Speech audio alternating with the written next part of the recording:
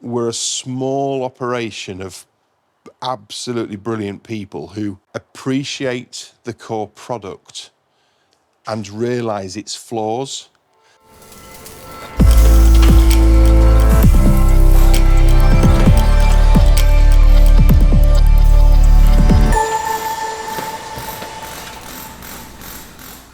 The Twisted Classic wheel. It's black, it's round, it's got 5 spokes. It's just a wheel, isn't it? I guess I think back to when I was a kid. I had an old Daihatsu 4-track and I just wanted BF Goodrich tyres. I couldn't afford them, but they were the coolest tyre. There is something about BF Goodrich. In reality, BFG is fitted on probably 95% of the vehicles we build. It's fitted because it is literally the best tyre that you can put on a Defender. The sizing is so important. We went through the stage of fitting bigger wheels and low-profile tyres and all that and learning from it. But the reality is, Defender, in the way that it's produced, it needs some sidewall. The sidewall ultimately is the thing between you, your suspension, and the road. The last solid component is the wheel. Thereafter, it's tyre. You need a chunk of sidewall on a Defender so that you've got this little bit of movement, because without it, it does not feel settled on the road. It tries to tramp around. If you brake hard going over a pothole or a grate or a white line that's, a significant white line, it will tend to want to go that way. So what you really need is a little bit of tyre between the wheel and the road that allows a little bit of movement. That movement you can feel, you can play with, you can actually get involved in driving again. But we go back to the wheel, which is just a black and round 5-spoke. When we fit the wheel, we alter the lock stops. We're able to alter the lock stops. Now, the lock stops are the bloody great bolts on the front axle that stop your wheels from turning too far and catching on radius arms or whatever else. The offset of our rim is such that it sits at its widest stance into the standard arch while still remaining within, but it allows, in fact, for those lock stops to be adjusted so that you can get more turning, so you physically can turn the steering wheel further. Being able to turn the steering wheel further, you can turn a tighter turn. So in a car park, Defender was always renowned, series before it, it's like turning a tank. They just don't want to go into that space. There's not enough lock.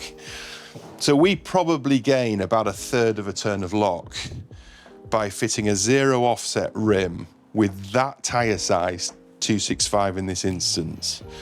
It misses the arms, but allows you to turn, in a tight space, so much tighter. Every single Land Rover that came off the line, the tracking was a little bit out, or the steering wheel wasn't quite straight. So when we fit our wheels, we also track them and make sure everything's running true. And when tracking them, we then straighten up the steering wheel. I don't think anyone else is doing that stuff. They just fit wheels, and actually fitting a set of wheels is cool. It changes the look of the vehicle. It might feel a bit better when you drive it. But if you also do those other things, the difference is marked and phenomenal. But we don't tell anyone we're doing it. We just do it. So when we're fitting a set of wheels, it's probably 5 or 6 hours of work and multiple test drives to make sure the steering's straight. But we don't tell anyone, we just do it. But the end product, when you layer that to the suspension and the change to the steering wheel and the position of the wheel and all those other little things, the driving experience is so dramatically improved. The Recaro seat mounting plate. We developed it to be able to fit this Cross Sportster seat probably in 2008 or something. But at the same time, and one of the big issues with fitting any different seat in Defender was you couldn't thereafter access your fuse box, your battery, and all the other things that are under the seat. So we actually got the guys from Recaro to come over and see us, and we showed them how we were going to change the seat and change the mountings so that the seat base would pop out. And in fact, we're terrible at telling people we've done it, because we have customers call us and say, you know, I need to change a fuse, or I've got a flat battery. How do I unbolt my seat? And we say, well, just get hold of the base and it just pops out. And we had these little pins produced, little aluminium pins that drop into a rubber grommet.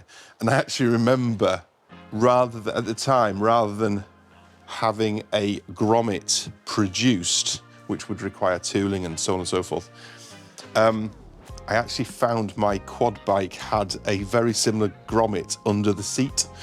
So for the last 14 years, we've been buying grommets from a quad manufacturer to accept our pins so that our seats pop in and out. Again, you don't see it, it's just something we do. But having developed that initial mount, we then found that some people wanted to be slightly elevated. And the Defender seat box, in fact, slants backwards. There's about 35, 40 mil difference from the back to the front. And in some cases, it is slightly more comfortable to have a flat seat base rather than it being canted back slightly. I prefer the canted back, but some people want it to be level. So we developed another seat mount, which takes into account that chamfer on the seat box and levels your seat. It just works beautifully. In 2014, Land Rover added dynamic stability control, which meant that there was an additional switch on the dash. We just tooled a new dash panel to accept a double DIN screen. There was one available. Like quite often, there are things you can buy that do a job. But the one that was available retained this part from the original dash panel, and you were expected to cut it off here and then put this piece against it. And we bought one and looked at it, and it just didn't quite work, or it certainly didn't work as well as I wanted it to. So we had this tooled and designed, and we had this switch panel created, because of course, fitting a larger screen, you lost all of the switches across the top here. But in doing so, it enabled us to get some extra switches in. So when you accessorize the vehicle, there are additional points for switchgear. And Land Rover having added the DSC button, it meant that you're a bit short of accessory switches. So we had that produced. But again, you can buy a part a bit like that, and it has a big circle here, which I guess at some point somebody decided that they'd tool it so that it could have a dial or something in it. But you see so many cars with these things fitted with this big circle with just nothing in it. But that accepts all the Land Rover switchgear.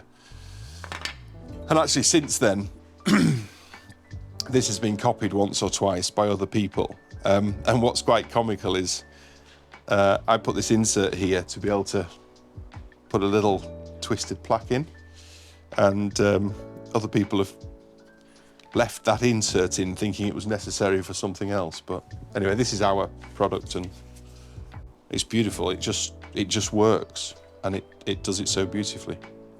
The secondary process actually for these parts is our own body shop. We actually paint a lot of prosthetics, bionic arms and hands and fingers. And one of the processes that the fingers go through is they have in essence, a piece of soft touch paint applied to the fingertips so that the prosthetic hand can grip things. And when I acquired the body shop, I learned about this process, and in fact, we now apply it to all of our interior components. But at a glance, it's just a black plastic switch panel, but actually, if you touch it, it's got this wonderful surface finish, which almost feels like velvet, but it's paint. So that goes onto all our interior parts. The speedo surround, the rev counter surround, and fuel gauge, and the heater vents as well. They've all got this same soft touch finish.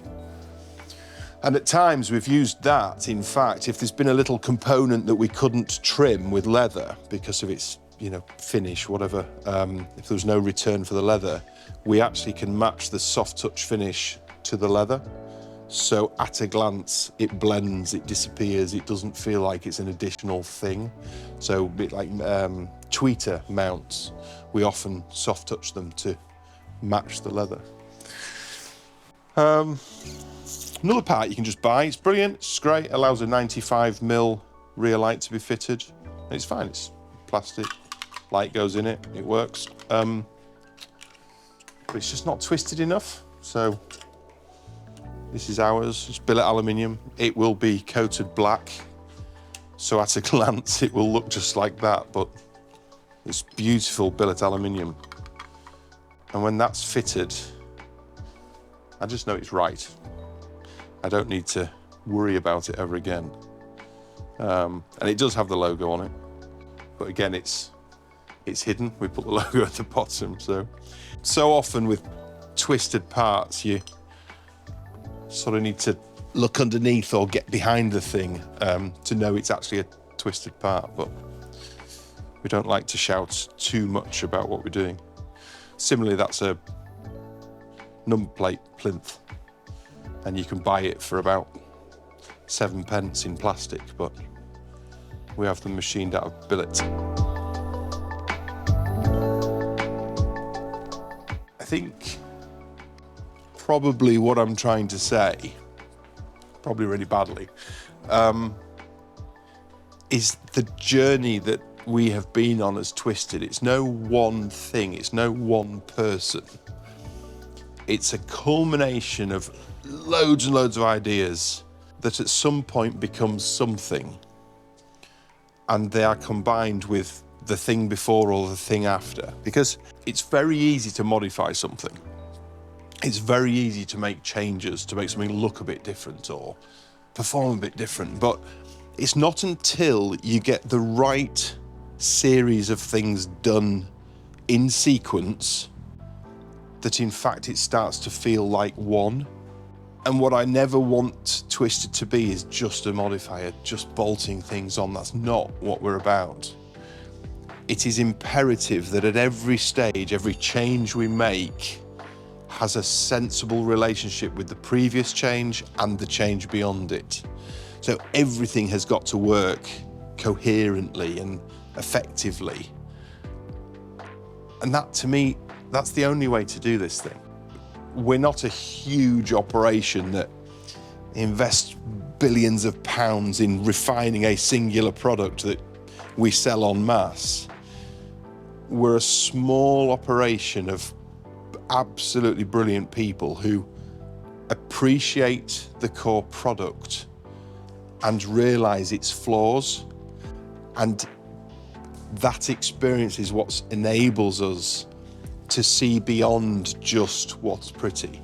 I guess probably 50 or 60% of what we do as a business when building a custom vehicle, you can't see it. It's just hidden, which is almost sad, but without it, it wouldn't be what it is, and it wouldn't be a Twisted.